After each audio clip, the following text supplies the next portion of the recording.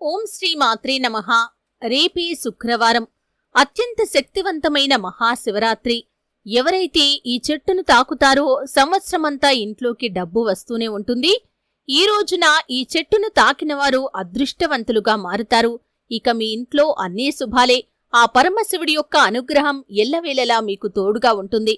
అయితే రేపు శుక్రవారం అత్యంత శక్తివంతమైన మహాశివరాత్రి రోజు మీరు తాకవలసినటువంటి ఆ చెట్టు గురించి తెలుసుకునే ముందు మా చిన్న రిక్వెస్ట్ ఏంటంటే, ఇంతకు ముందు కనుక మా ఛానల్ని మీరు సబ్స్క్రైబ్ చేసుకోనట్లయితే సబ్స్క్రైబ్ చేసుకోండి. అలాగే పక్కనే ఉన్న గంట సింబల్ మీద ఆల్ అప్డేట్స్ ని క్లిక్ చేయండి. అప్పుడే మేము అప్లోడ్ చేసే ప్రతి వీడియోకి మీకు నోటిఫికేషన్ అనేది వస్తుంది.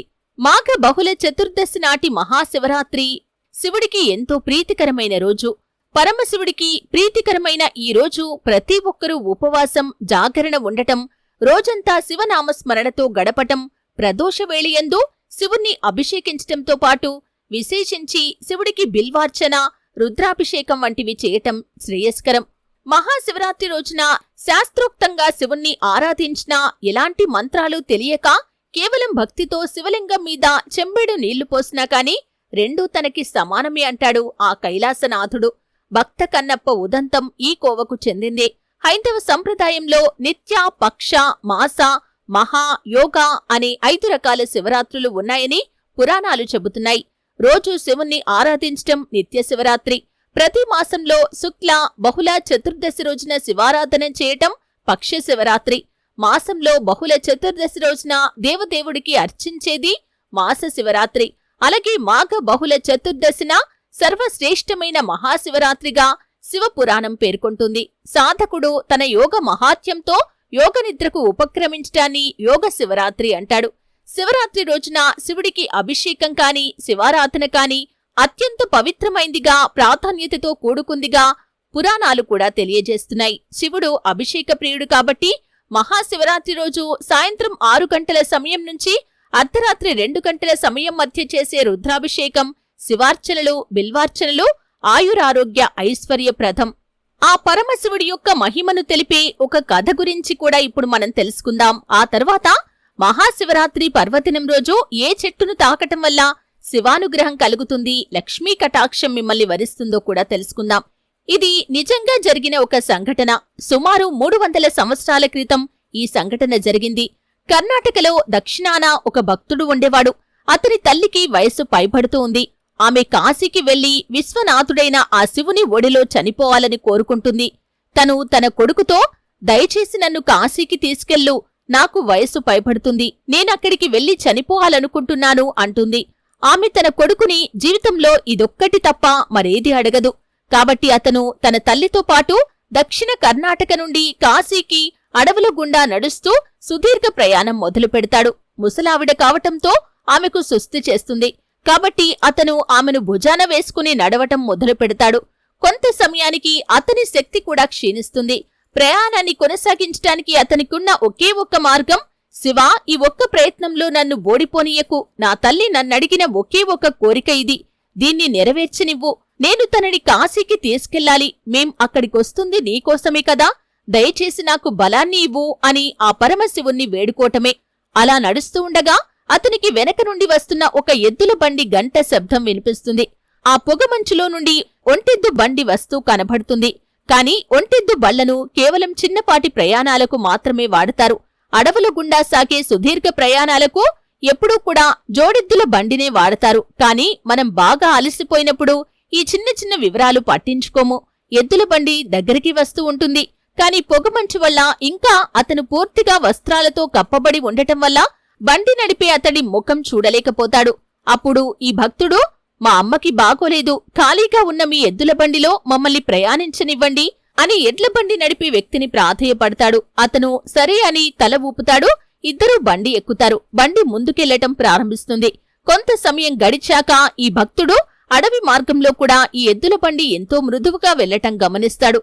అప్పుడతను కిందకి చూస్తే బండి చక్రాలు తిరుగుతూ ఉండవు. అవి ఆగిపోయి ఉంటాయి. అయినా సరే బండి వెళ్తూనే ఉంటుంది. అప్పుడతను ఎద్దు వైపు చూస్తాడు. ఆ ఎద్దు కూర్చొని ఉంటుంది. అయినా సరే బండి వెళ్తూనే ఉంటుంది. అప్పుడతను నడిపే అతని వైపు చూస్తాడు. కేవలం వస్త్రాలు మాత్రమే కనిపిస్తాయి. లోపల మనిషి ఉండడు. తన తల్లి వైపు చూస్తాడు. తన తల్లి, మూర్ఖుడా, మనం ఆయన వద్దకు చేరేశాం, ఇక ముందుకెళ్లాల్సిన అవసరం లేదు, ఇదే ఆ చోటు, ఇక నేను వెళ్తాను అని అక్కడే తన శరీరాన్ని వదిలేస్తుంది. ఆ ఎద్దు, బండి, ఇంకా నడిపే అతను అందరూ మాయమైపోతారు. ఇక అతను గ్రామానికి తిరిగొస్తాడు. అందరూ ఇతను చాలా తొందరగా వచ్చాడు, తన తల్లిని కాశీకి తీసుకుని వెళ్లి ఉండడు, తనని మధ్యలో ఎక్కడో వదిలేసుంటాడు అనుకుంటారు. వాళ్ళతని, మీ తల్లిని నువ్వు ఎక్కడొదిలేశావు అని అడుగుతారు. అతను, లేదు, మేం వెళ్లాల్సిన అవసరం లేదు, ఆ శివుడి మాకోసం వచ్చాడు అంటాడు. వాళ్ళు ఇదంతా చెత్తవాగుడు అంటారు. అయితే ఆ వ్యక్తి మీరేమనుకుంటున్నారో అనేది నాకనవసరం, ఆయన మాకోసం వచ్చాడు, నా జీవితం వెలిగించబడింది, నా మనస్సాక్షికిది తెలుసు, మీకది తెలియకపోతే అది మీ సమస్య అంటాడు. అయితే మాకు ఆయన నిజంగా నీకోసం వచ్చాడు అనటానికి, నువ్వు ఆయన్ని చూశావనటానికి ఏదైనా రుజువు చూపించు అంటారు. దానికి అతను, అదంతా నాకు తెలీదు, ఎందుకంటే నేనాయనను చూడలేదు, నేను కేవలం ముఖంపై ఉండే వస్త్రాన్ని మాత్రమే చూశాను, లోపల ముఖం కనపడలేదు, అక్కడ ఏమీ లేదు అంటాడు. అప్పుడు ఉన్నట్టుండి అందరూ చూస్తూ ఉండగానే ఈ వ్యక్తి మాయమైపోవటాన్ని గమనిస్తారు. వాళ్లకు కేవలం అతని వస్త్రాలు మాత్రమే కనిపిస్తాయి. అతను దక్షిణ భారతదేశంలో గొప్ప ముని అవుతాడు. ఆయన ఎక్కడికి వెళ్లినా సరే అందరూ ఆయన్ని శూన్యముఖంగా గుర్తిస్తూ ఉంటారు. ఇంతటి విశిష్టత ఆ పరమశివుడికి ఉంటుంది. ఆ పరమశివుణ్ణి భక్తి శ్రద్ధలతో కీర్తించేవరికి ఆ పరమశివుడు ఎల్లవేళలా తోడుగా ఉంటాడు. అయితే ఇంతటి మహిమ కలిగినటువంటి ఆ పరమశివుడికి అతి ప్రీతికరమైన రోజు మహాశివరాత్రి పర్వదినం శుక్రవారంతో కూడా కలిసి రావటంతో ఇంకా విశిష్టతను కలిగి ఉంది. శుక్రవారం ఈ పండగ రావటం మూలంగా ఆ లక్ష్మీ కటాక్షం కోసం మీరు ఈ చిన్న పని చేస్తే కనుక ఆర్థిక సమస్యల నుండి మీకు విముక్తి కూడా లభిస్తుంది. మీరు దీనికోసం చెయ్యాల్సింది ఏమిటి అంటే కనుక, బిల్వ వృక్షం దగ్గరికి వెళ్ళండి, కొన్ని నీళ్లను తీసుకుని వెళ్ళండి, ఆ నీటిని బిల్వ వృక్షం దగ్గర పోసి ఆ చెట్టు మొదట్లో మీరు తాకి నమస్కారం చేసుకోండి. ఆ పరమశివుడికి బిల్వ వృక్షం అంటే చాలా ప్రీతికరమని, బిల్వ పత్రాలతో పరమశివుణ్ణి ఆరాధిస్తే సకల శుభాలు కలుగుతాయని మనకు తెలుసు. కాబట్టి ఇంతటి పరమ పవిత్రమైనటువంటి మహాశివరాత్రి పర్వదినం రోజు ఎవరైతే బిల్వ వృక్షం దగ్గరికి వెళ్లి ఆ చెట్టు మొదట్లో నీళ్లు పోసి చెట్టు మొదట్లో తాకి ఆ పరమశివుడికి మనస్సులో మీ బాధను చెప్పుకున్నట్లుగా మీరు ఆ చెట్టు మొదట్లో తాకి మనస్సులో మీ సంకల్పం చెప్పుకోండి. మీకున్న దరిద్ర బాధలు, కష్టాలు అన్నీ తొలగించమని ఆ పరమశివుణ్ణి వేడుకోండి. చెట్టు చుట్టూ 3 ప్రదక్షిణలు చేసి చెట్టు మొదట్లో మీరు నీరు ఎక్కడైతే పోసారో అక్కడ తడిచిన మట్టితో మీ నుదుట బొట్టు పెట్టుకుని ఆ మట్టిని తీసుకుని వచ్చి మీ కుటుంబ సభ్యులందరికీ కూడా బొట్టు పెట్టండి. ఈ విధంగా చేస్తే కనుక ఆ పరమశివుడి యొక్క అనుగ్రహంతో పాటు లక్ష్మీ కటాక్షం కూడా మీకు కలుగుతుంది. మీ జీవితంలో ఇక దేనికి కొదువ అనేది ఉండదు. సకల శుభాలు మీరు పొందుకుంటారు. ఇక మీ ఇంట్లో ఉన్నటువంటి సమస్యలు అన్నీ కూడా తొలగిపోయి ఇంట్లో అన్ని శుభాలే కలుగుతాయి. డబ్బు సమస్యలు దూరమవుతాయి.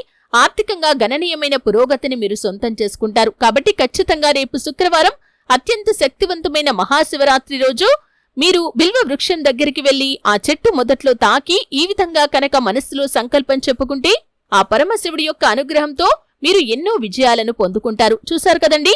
వీడియో నచ్చితే ఖచ్చితంగా లైక్ చేయండి. మరిన్ని మంచి మంచి వీడియోల కోసం ఇప్పుడే మా ఛానల్ని సబ్స్క్రైబ్ చేసుకోండి.